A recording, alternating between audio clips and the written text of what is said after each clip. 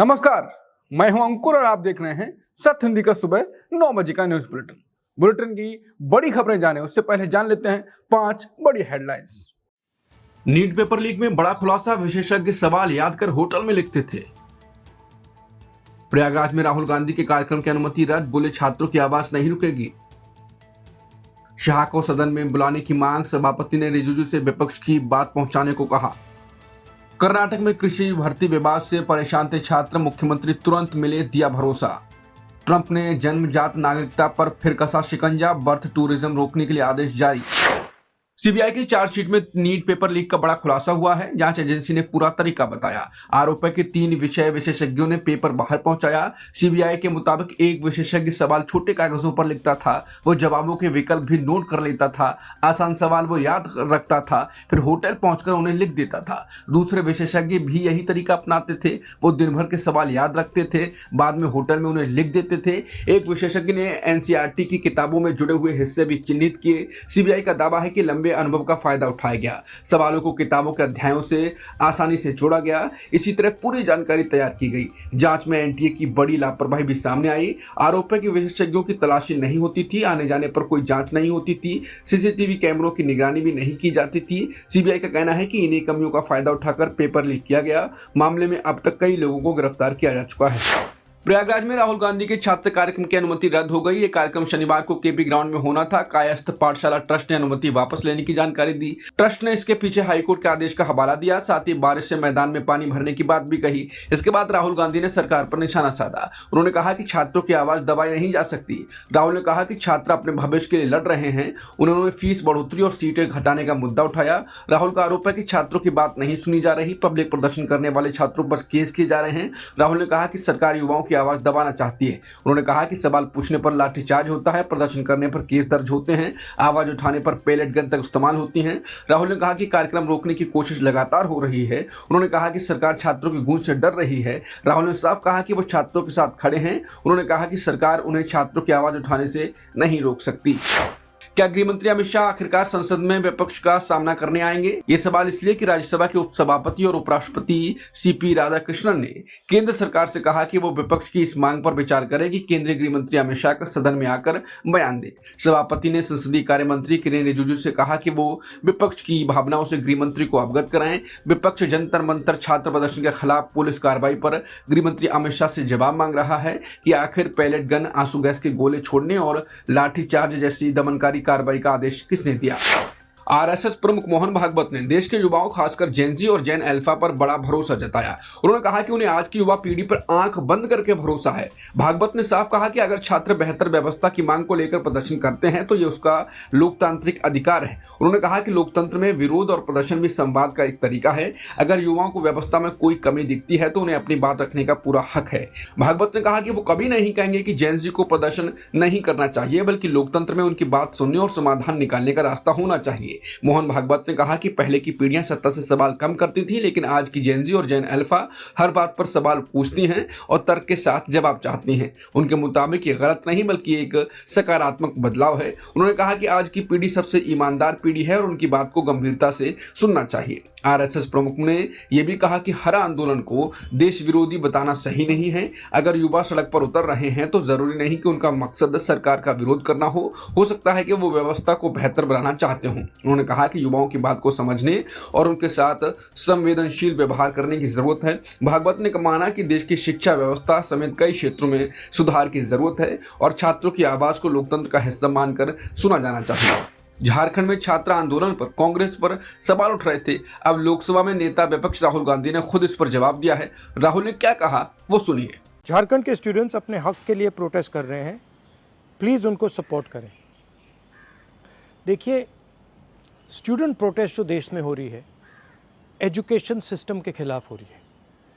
मैंने साफ कहा है, देहरादून में कहा है, कोटा में कहा है और इलाहाबाद में जाकर कहने वाला हूं।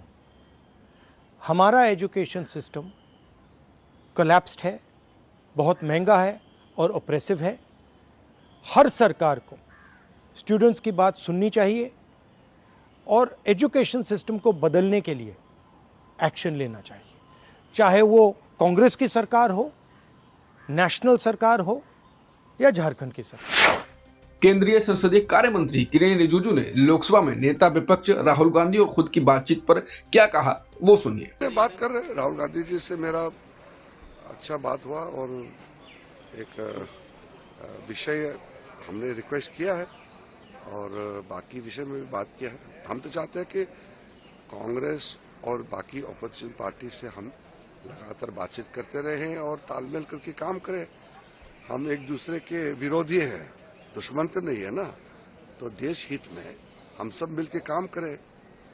लेकिन ऐसा चित्र दिखाते हैं बाहर में कि हम बिल्कुल पार्लियामेंट चलने ही नहीं देंगे, तो इसका नुकसान किसका होगा।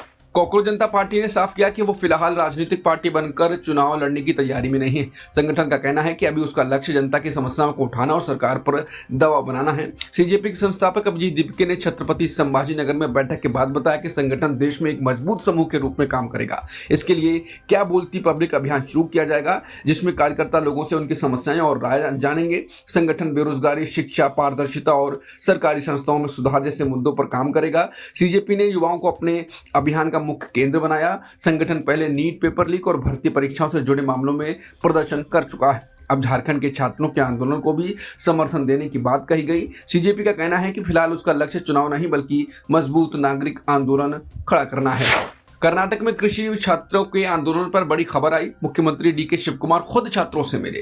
छात्रों ने अपनी मांगों का ज्ञापन उन्हें सौंपा। मुलाकात बेंगलुरु इंडिया नैनो समिट के दौरान हुई। गृहमंत्री प्रियंक खड़गे भी वहां मौजूद थे। छात्र कई दिनों से भर्ती नियमों का विरोध कर रहे हैं। उनका कहना है कि कृषि अधिकारी और सहायक कृषि अधिकारी की भर्ती में सिर्फ कृषि पढ़े छात्र ही आवेदन करें, लेकिन कर्नाटक एग्जामिनेशन अथॉरिटी यानी KEA ने BE और BTech छात्रों को भी आवेदन की अनुमति दी। इसी फैसले से छात्र नाराज हैं। मुख्यमंत्री ने कहा ये समस्याएं पिछले बीजेपी सरकार के समय हुए नियम बदलाव से पैदा हुई। उन्होंने भरोसा दिया कि अधिकारी कानूनी तरीके से जल्द समाधान निकालेंगे। साथ ही छात्रों से आंदोलन खत्म करने की अपील भी की। मुख्यमंत्री ने कहा कि उनकी सरकार बेरोजगारी कम करने के लिए काम कर रही है। उन्होंने भरोसा दिलाया कि कृषि छात्रों के साथ कोई अन्याय नहीं होने दिया जाएगा। जैन से जुड़ने की कोशिश के तहत विदेश मंत्रालय ने सोशल मीडिया प्लेटफॉर्म स्नैपचैट पर अपना आधिकारिक अकाउंट शुरू किया। मंत्रालय के प्रवक्ता रणधीर जायसवाल ने इसकी जानकारी देते हुए कहा कि अब यहां खास कहानियां, अपडेट्स और अन्य जानकारी साझा की जाएगी। ये कदम ऐसे समय में उठाया गया है जब हाल में छात्रों में पेपर लीक और परीक्षा से जुड़े मुद्दों को लेकर प्रदर्शन किया था। इसके बाद पीएम मोदी भी सोशल मीडिया पर युवाओं से संवाद करते नजर आए। उन्होंने वीडियो संदेश जारी कर युवाओं से जुड़ने और उनकी बात सुनने की बात कही। सरकार ने मंत्रियों को भी सोशल मीडिया पर सक्रिय रहने की सलाह दी। माना जा रहा है कि स्नैपचैट पर विदेश मंत्रालय की मौजूदगी युवाओं, खासकर जेनजी तक सीधे पहुंच बनाने की रणनीति का हिस्सा है। अब सरकारी संवाद में नए डिजिटल प्लेटफॉर्म का इस्तेमाल तेजी से बढ़ रहा है। परिसीमन बिल पर डीएमके ने अपना रुख साफ कर दिया है। पार्टी ने कहा कि समर्थन 3 शर्तों पर मिलेगा। पहली मांग है कि 1971 की जनगणना वाला सीट फ्रीज जारी रहे। डीएमके इसे अगले 25 साल बढ़ाने की मांग कर रही है। दूसरी मांग लोकसभा सीटों से जुड़ी है। पार्टी चाहती है कि सभी राज्यों की सीटें 50% बढ़ें। डीएमके का कहना है कि ऐसा भरोसा अमित शाह दे चुके हैं। तीसरी मांग भी अहम है। डीएमके चाहती है कि बिल में हर राज्य की सीटें साफ लिखी जाएं ताकि बाद में कोई विवाद ना हो। फिलहाल सरकार ने डीएमके से औपचारिक बात नहीं की है। डीएमके का कहना है कि बिल देखकर ही अंतिम फैसला होगा। उधर सरकार विपक्ष से बातचीत बढ़ा रही है। संसदीय कार्य मंत्री किरेन रिजिजू ने राहुल गांधी से मुलाकात की। दोनों नेताओं के बीच संसद और दूसरे मुद्दों पर चर्चा हुई। कांग्रेस पहले ही परिसीमन के लिए संविधान संशोधन का विरोध कर चुकी है। सरकार के पास अभी 2/3 बहुमत भी नहीं है। ऐसे में इस बिल पर विपक्ष का रुख काफी अहम माना जा रहा है। अमेरिकी राष्ट्रपति ट्रंप ने जन्मजात नागरिकता पर नए आदेश जारी किए। इन आदेशों का मकसद बर्थ टूरिज्म पर रोक लगाना है। साथ ही कुछ लोगों के बच्चों की नागरिकता सीमित करने की कोशिश है। पहले आदेश में बर्थ टूरिज्म पर निशाना साधा गया है। इसके तहत ऐसे लोगों का अमेरिका में प्रवेश रोकने की कोशिश होगी। ये लोग बच्चे को जन्म देने के लिए अमेरिका आते हैं। दूसरे आदेश में नागरिकता से जुड़े नियमों को और कड़ा किया गया। इसमें कुछ विदेशी नागरिकों के बच्चों को बाहर रखने की बात है। इनमें विदेशी सरकारों के लिए लॉबिंग करने वाले लोग भी शामिल हैं। ट्रंप ने यह आदेश सुप्रीम कोर्ट के फैसले के बाद दिए। 30 जून को कोर्ट ने ट्रंप का पुराना आदेश खारिज कर दिया था। कोर्ट ने जन्मजात नागरिकता की पुरानी व्यवस्था को बरकरार रखा था। इस व्यवस्था के तहत अमेरिका में जन्मे ज्यादातर बच्चे नागरिक होते हैं। ट्रंप ने सुप्रीम कोर्ट के फैसले पर नाराजगी जताई। उन्होंने फैसले को बेहद दुर्भाग्यपूर्ण बताया। ट्रंप ने कहा कि नए आदेश उसी फैसले में बदलाव की कोशिश है। अब इन नए आदेशों को लेकर कानूनी लड़ाई फिर बढ़ सकती है। सुबह 9 के बुलेटिन में इतना ही। बाकी खबरों के लिए आप बने रह सकते हैं सत्य हिंदी के साथ। नमस्कार।